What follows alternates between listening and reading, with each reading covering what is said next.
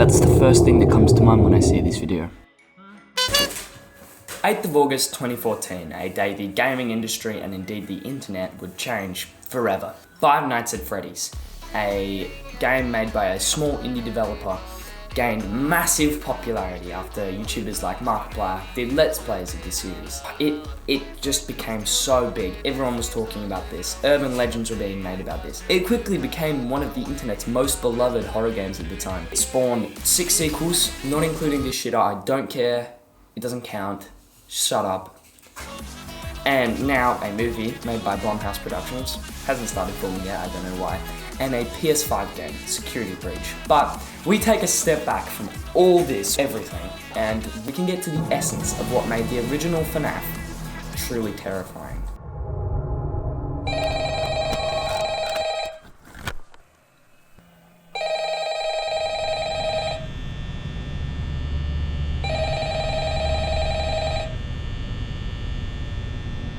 The audio.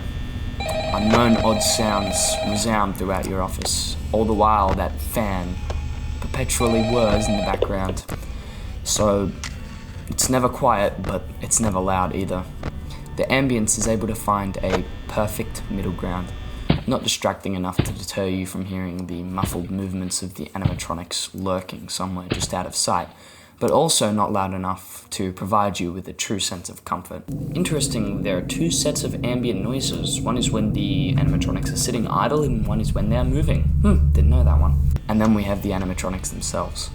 The animatronics in Five Nights at Freddy's 1 have an air of mystery surrounding them.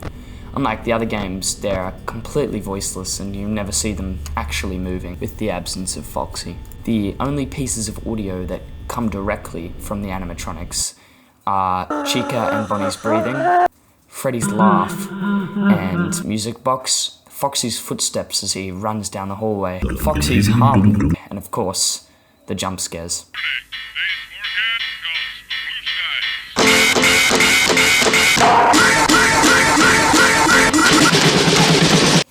The jump scares are like a lightning bolt. They juxtapose perfectly against the musty atmosphere of your office.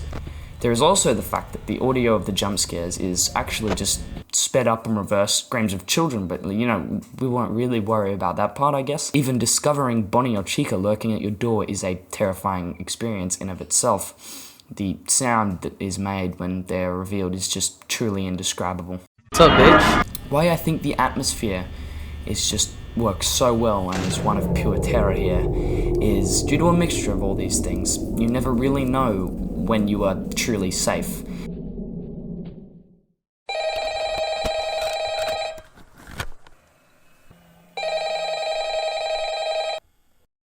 Strange or mysterious, especially in an unsettling way.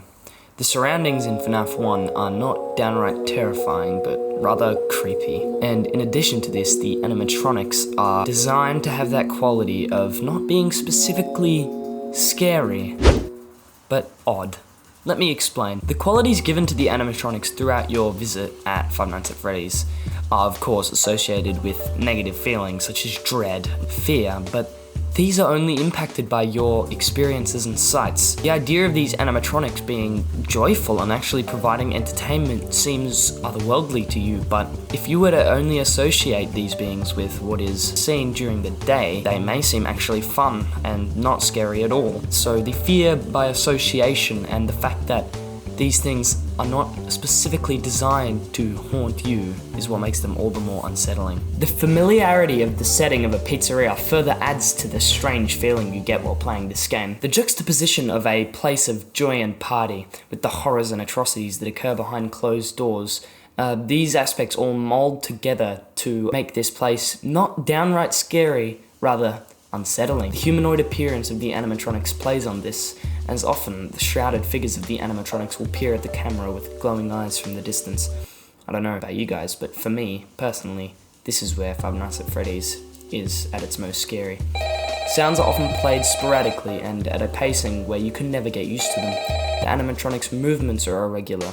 There is no pattern in this game. Well, I mean, yeah, there is a pattern, but you actually have to pay attention to notice it. So shut up. This all the more disrupts any sense of comfort you might feel while in this dreaded office. So you see, that's where the trouble began.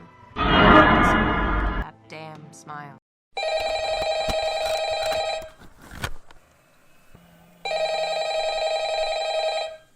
Fight or flight is an automatic physiological reaction to an event that is perceived as stressful or frightening. The perception of threat activates the sympathetic nervous system and triggers an acute stress response that prepares the body to fight or flee. In FNAF 1, you can do neither.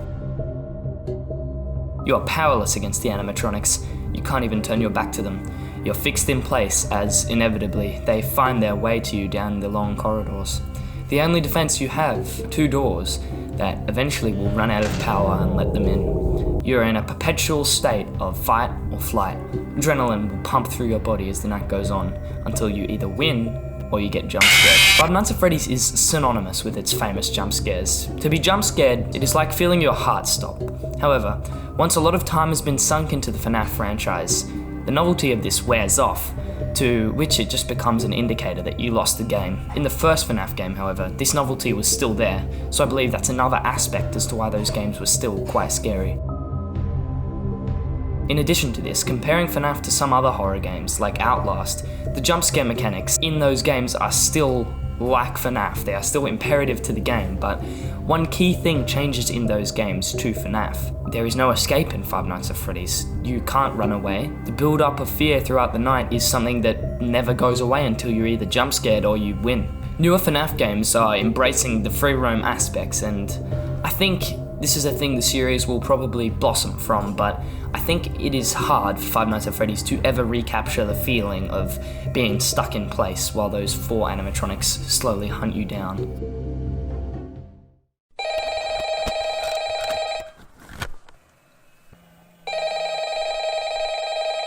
The lore of FNAF is nothing short of disturbing. If I gave a rundown of the entire lore of this game, it would take 20 minutes, but instead, I'll just give a summary of what the lore was thought of at the time the game was released. Back then, the realism of the lore is, for me, what made it so compelling. At its core, it was a story about a murderer who killed children and stuffed their bodies into animatronic suits, causing them to become haunted. The vivid descriptions of the odor of the animatronics and the pus that would ooze from their eyes further added to the story. As a kid, I would remember staying up late to watch game theory and get chills when new pieces of lore were announced, unraveling the twisted story.